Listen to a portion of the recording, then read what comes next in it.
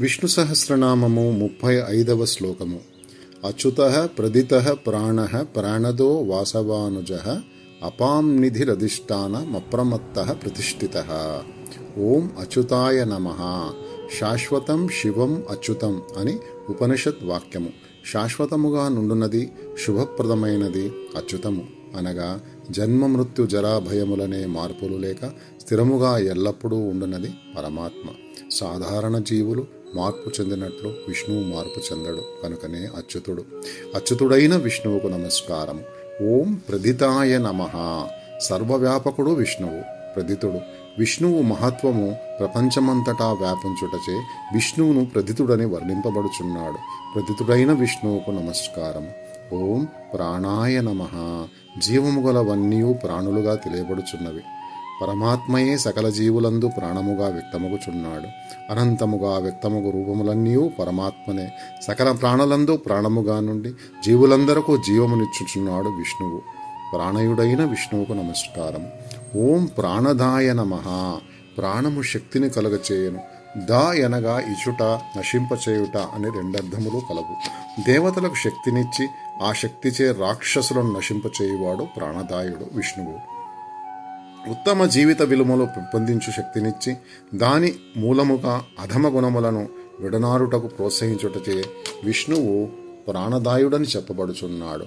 ప్రాణదాయుడకు విష్ణువుకు నమస్కారం. ఓం వాసవానుజాయ నమః. ఇంద్రునికి అనుజుడు కావున వాసవనుజుడని విష్ణువుకు తెలియబడుచున్నాడు.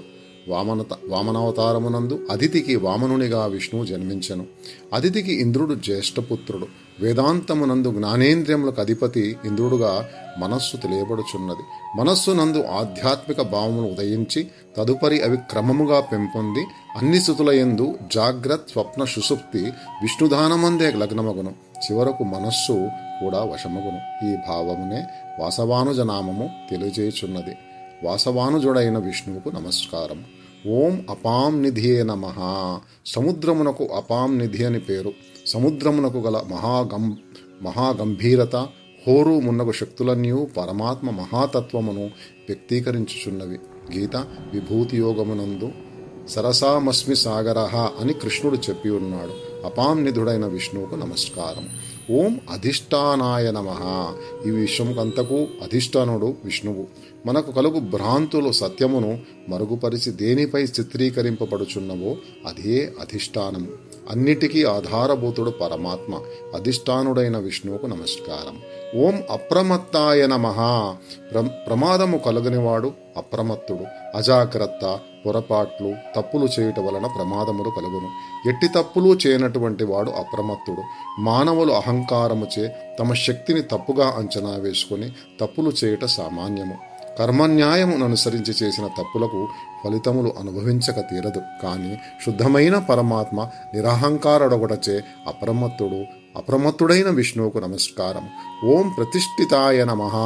ఈ విశ్వమంతయు పరస్పరాధారముతో నిండియున్నది. మనము చూచునట్టి అనుభవించునట్టి వాటికెల్ల కారణములు కలవు. కారణమును అనుసరించి కార్యములుండును. అయితే అన్నిటికీ మూలకారకుడైన పరమాత్మ కారణము కానీ ఆధారము కానీ లేదు. తనకు తానే ఎట్టి కారణము లేకుండా ఉండుటచే ప్రతిష్ఠితుడని చెప్పబడుచున్నాడు. ప్రతిష్ఠితుడైన విష్ణువుకు నమస్కారం. ఓం నమో భగవతే వాసుదేవాయ.